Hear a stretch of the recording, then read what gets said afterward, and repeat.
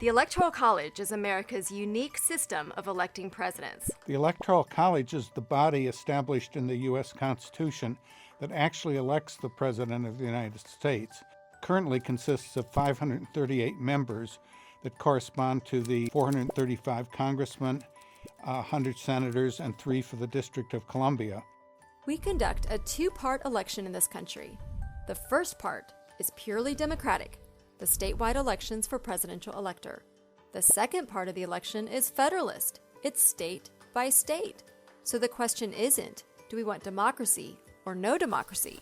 The question is, do we want democracy with federalism, the Electoral College, or do we want democracy standing alone, direct popular vote?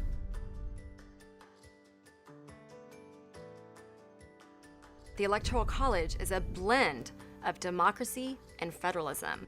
It is a blend because our entire governmental system is a federalist system. But in terms of actual functionality, the Electoral College today is just a rubber stamp for the state-by-state majorities that control the presidential electors, so that perhaps the symbolism of federalism in the Electoral College, but there's no real substance. The truth is, the delegates to the Constitutional Convention created the Electoral College and every other check and balance in our Constitution because they knew that humans are flawed.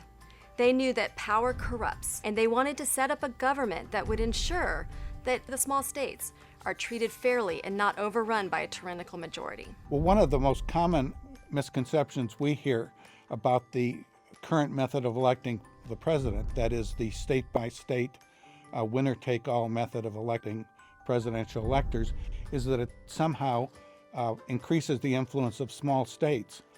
But the reality is that the founders didn't anticipate political parties.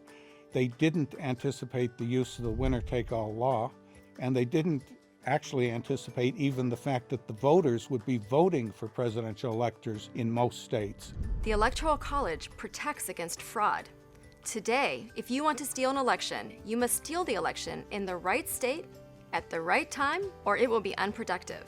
Without the Electoral College, just think about how easy it probably is to steal blue votes in the bluest California precinct, or how easy it is to steal red votes in the reddest Texas one. Every vote is not equal, and a small number of voters in particular states can often determine who's the president. The current system incentivizes and rewards domestic fraud and foreign hacking of the election system because a small number of people can go undetected and flip a very small number of votes, for example, 537 votes in Florida, and thereby determine who the president is.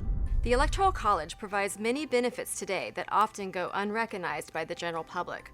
First, it encourages coalition building. Presidential candidates cannot win unless they reach out to a variety of voters across state lines. This is because they are trying for a majority of states' votes, not a majority of individuals. Without the Electoral College, of course, they could just rack up votes in a big city like LA or New York or San Francisco and win the election that way. With the Electoral College, that is unproductive. Some people allege that the Electoral College has a Republican bias or Democratic bias. It doesn't. What it does is it rewards the party that is doing the best job of reaching out to a wide variety of voters at any given point in time. The current system of electing the president should be changed because the current system has major shortcomings. The general election campaign for president is concentrated on a very small number of battleground states where the vote is very close, and the result is that presidential candidates fashion their policies to appeal to this small, limited number of states. The Electoral College has been ensuring that our presidents pay attention to everybody across the nation. But a unique presidential election process is needed in a country as huge and diverse as our own. We have gotten even bigger and more diverse than we were at the founding. The Electoral College has not become outdated. If anything, it is even more necessary.